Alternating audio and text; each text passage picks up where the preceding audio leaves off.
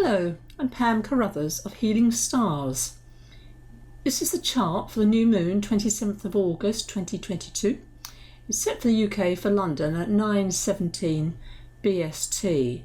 So here we have whole signs representing the houses, the signs, and we have the sun and the moon here in Virgo. And Virgo is all about discrimination.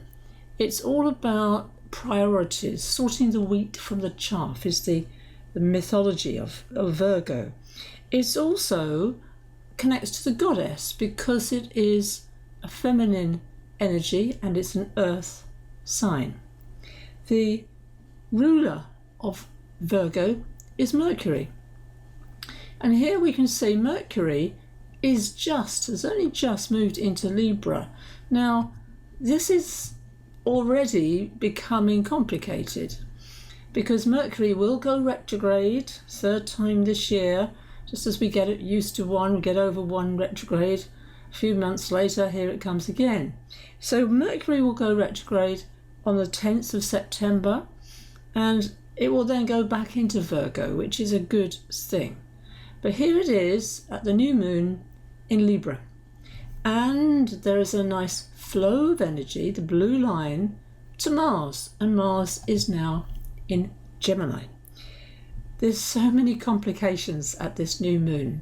It's not impossible where to start. Well, just to say, Mars will go retrograde. It stays in Gemini for 7 months. Mars goes retrograde approximately every 2 years, always in a different sign. But that's to come. That isn't now. So here we have a very strong energy with the red lines of Venus at a right angle to the nodes of the moon. Venus is opposite Saturn, so the Uranus energy, Saturn's energy, Saturn is the old, Uranus is the new, Uranus is innovation, and technology is also to do with Uranus. And recently, of course, we've seen these amazing images from the James Webb telescope, superseding Hubble. So we're going deeper and deeper into space and getting a clearer picture of the magnificent universe that we all live in. Meanwhile, that's my expression, my new expression, meanwhile back at the ranch. So Venus wants to express herself. It's the feminine energy of the lion, the lioness, the queen archetype. And that's to shine, to be the star, the singer on the stage that everyone warms to. It's a warm fire sign. However, it is being restricted by Saturn. Of all the planets at this new moon, well, Saturn is actually in its own sign of Aquarius. So it kind of takes centre stage, and it's about inhibition, self-doubt. It can be restriction, it can be fear, procrastination. Now that's something I think is very prevalent at this time, especially since Mercury is in Libra, to do with balance and the scales and justice. So creating balance in all of us, our lives. So the Leo energy of Venus is also heart-centered. And I feel that's a very important focus at this time, to really follow your heart and recognize that you can use Saturn. Saturn is commitment. Saturn is something that is long-term and commits to the truth.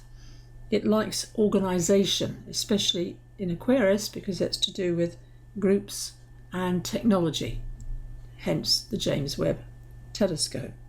Now the nodal axis, because it is prominent and will be, because Uranus is sitting with that north node for quite some time, it only has just gone retrograde.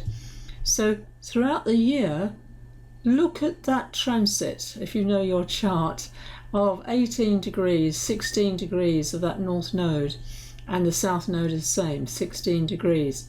Goes backwards, so the lunar eclipse that we're going to get I mean, that's November, so it's a bit, it's too, don't even think about it. But certainly letting go of the old and grievances.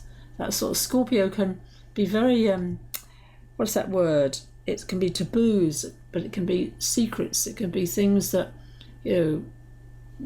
kind of haven't quite worked through and healed. So as I said, there's a really complicated new moon.